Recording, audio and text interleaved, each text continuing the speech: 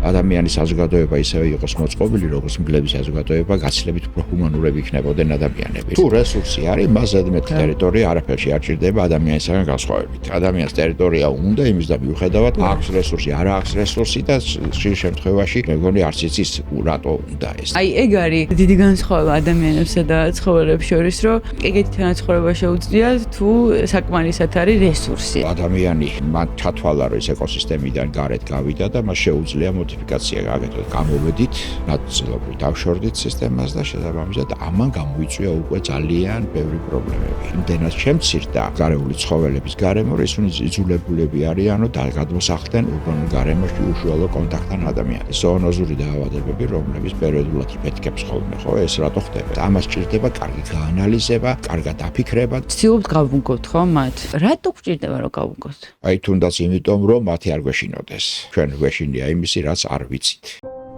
მე არ ვთვლი, რომ ადამიანი არის ყველაზე სრულყოფილი არსება და ადამიანი არის ის არსება, რომელსაც უნდა მართოს ყველაფერი. არა, ჩვენ უნდა ვიცხოვროთ მათთან ერთად. გარემო მთლიანად მარტო ჩვენგან არ შედგება და როდესაც რაღაცა კომპონენტის დარღვევა ხდება, შეიძლება მან ისეთი ძვრები გამოიწვიოს, რომ შეუქცევადი პროცესები შეიძლება წავიდეს.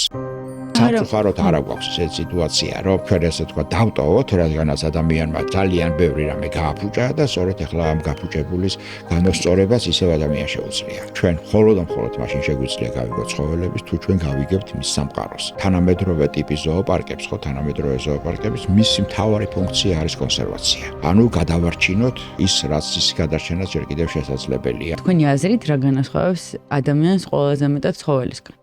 ძალიან რთული საკითხია და მე მგონი